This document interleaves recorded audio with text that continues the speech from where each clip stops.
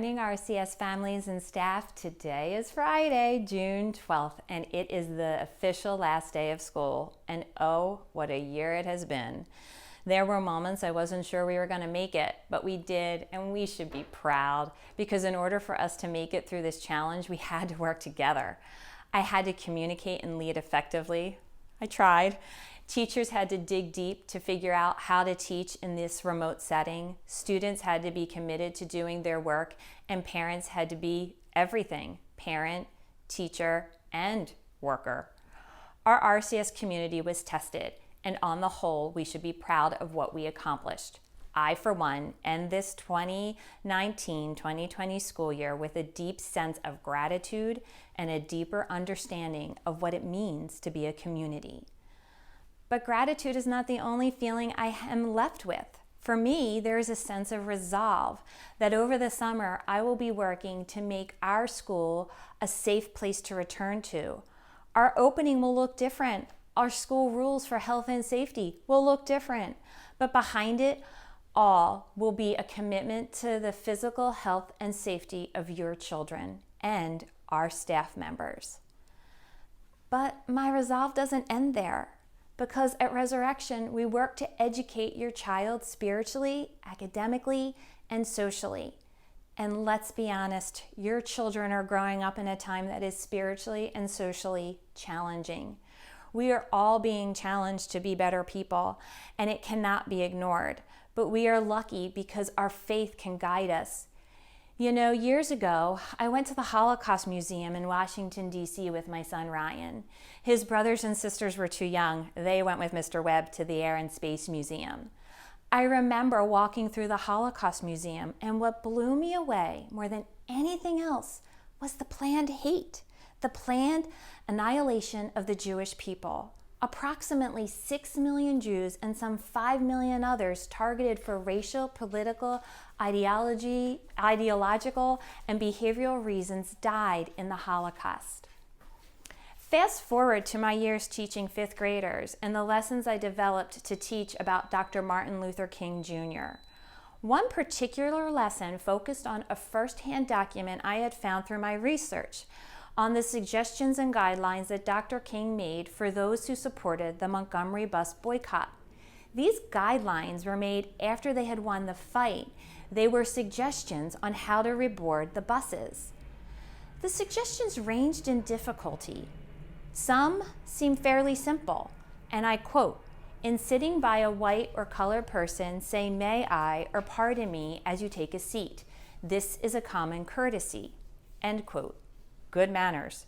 I think that is something we are all capable of accomplishing. When there are other suggestions that were more challenging to follow, I remember going down the list of suggestions and asking myself, could I have followed them?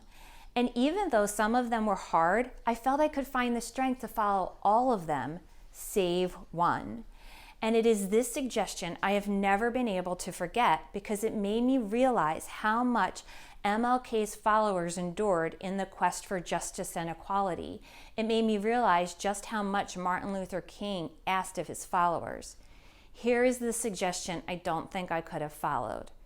And I quote, "If another person is being harmed or beaten, do not rise to go to his defense, but pray for the oppressor and use moral and spiritual force to carry on the quest for justice."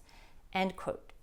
As I read that suggestion, I thought, what if that person had been my mother, my brother, my sister, my son, my daughter, or my best friend?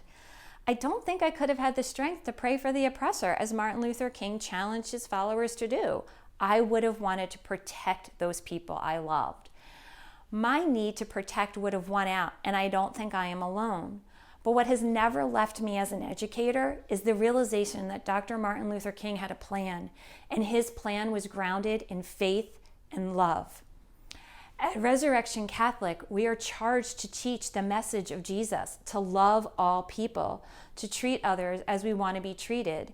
And it is with renewed resolve that we will teach each of your children that they are a beautiful child of God, that they are taught we are all responsible for working to live the message by welcoming, listening to, and accepting all people. There will be bumps in the road. Just like your families at home, there will be moments our students fail to be kind. There will be moments we fail to understand as we should. We are not perfect, but we are committed to being good. We are committed to doing good. Because, as Father Tom says every Christmas, no matter how you come to us, no matter what your journey has been, you are a child of God and you are welcome. I cannot wait to welcome you back in September. Enjoy the summer, have fun, and most importantly, love freely, because bringing love to others is fun. Thank you for sharing your children with us this year. It has been a true privilege. And teachers, I love you. Thank you for the depth of commitment you brought to our students and families. May you enjoy a summer of relaxation. It is well earned by you all, students, teachers, and parents. It is time now. Go have fun.